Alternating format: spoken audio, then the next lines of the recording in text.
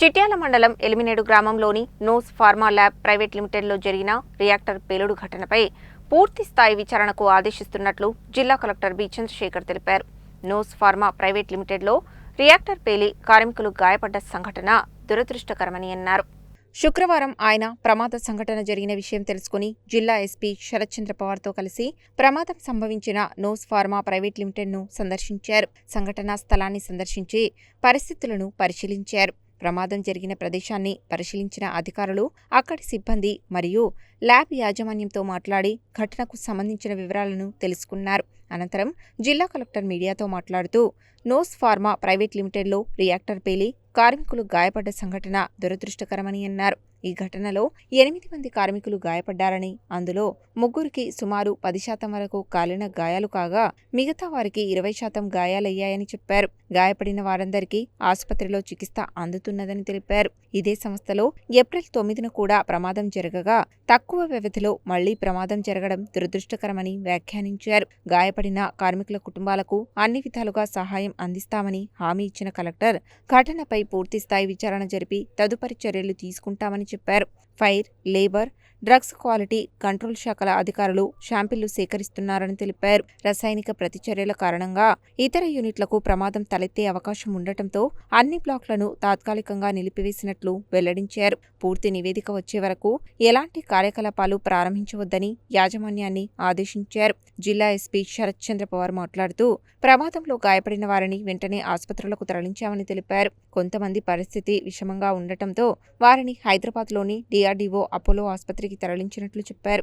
గతంలో జరిగిన ప్రమాదానికి సంబంధించి యాజమాన్యంపై కేసు నమోదు చేసి FIR నమోదు చేసినట్లు తెలిపారు. ప్రస్తుత ప్రమాదం నిర్లక్ష్యంతో జరిగిందా లేదా ఇతర కారణాల వల్ల జరిగిందా అనే అంశంపై దర్యాప్తు చేపడతామని, విచారణ అనంతరం యాజమాన్యంపై కఠిన చర్యలు తీసుకుంటామని ఎస్పీ స్పష్టం చేశారు. ఎలిమినేడు చిట్యాల మండలంలో మరి ఒక రియాక్టర్ ఒకటి బ్లాస్ట్ అయిన సంఘటన జరగడం జరిగింది. ఈ సంఘటనలో సుమారు 8 మంది గాయపడ్డారని చెప్పి ప్రాథమిక అంచనా అనేది వేయడం జరిగింది. ఇది 3 పరిస్థితి ఒక 10% బర్న్స్ తోటి అండ్ ఒకరు 20% బర్న్స్ తోటి అండ్ మిగతా వాళ్ళు బాగానే ఉన్నారని చెప్పి ఉంది. వాళ్ళందరూ కూడా హాస్పిటల్కి షిఫ్ట్ చేశాము. వాళ్ళందరూ కూడా ట్రీట్మెంట్ అనేది చేయడం జరుగుతుంది. ఈ రియాక్టర్కి గల కారణాల వెరిఫై చేయడానికి ఇక్కడ inspector of factories, labour department and అట్లాగే ఫైర్ డిపార్ట్మెంట్ వాళ్ళు ఆల్రెడీ వచ్చి ఉన్నారు and they are doing the investigation.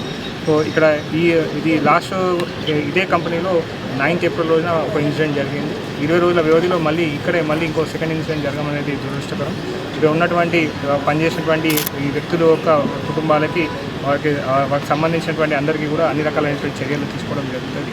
And యాజమాన్యం మీద కూడా తదుపరి ఇప్పుడు ఉన్నటువంటి ఆపరేషన్స్ ఏవైతే ఉన్నాయో అది పూర్తి విచారణ పూర్తయ్యేంత వరకు కూడా నిలుపుదల చేయమని చెప్పి ఆదేశించడం జరిగింది. నెక్స్ట్ ఫర్దర్ ఎంక్వైరీ అంటే ఫర్దర్ వెరిఫికేషన్ అనేది పూర్తి అయిన తర్వాత తదుపరి చర్య అనేది తీసుకోవడం జరుగుతుంది. దీనికి సంబంధించిన నివేదిక ప్రభుత్వానికి పంపించి తదుపరి చర్య తీసుకోవడం జరుగుతుంది. ఫార్మా సంబంధించి రియాక్టర్ బ్లాస్ట్ అయింది. దీనికి సంబంధించి 8 మంది పనిచేస్తుండే ఆ సమయంలో ఇప్పుడు వాళ్ళందరినీ కూడా మనం హాస్పిటల్ షిఫ్ట్ చేయడం జరిగింది.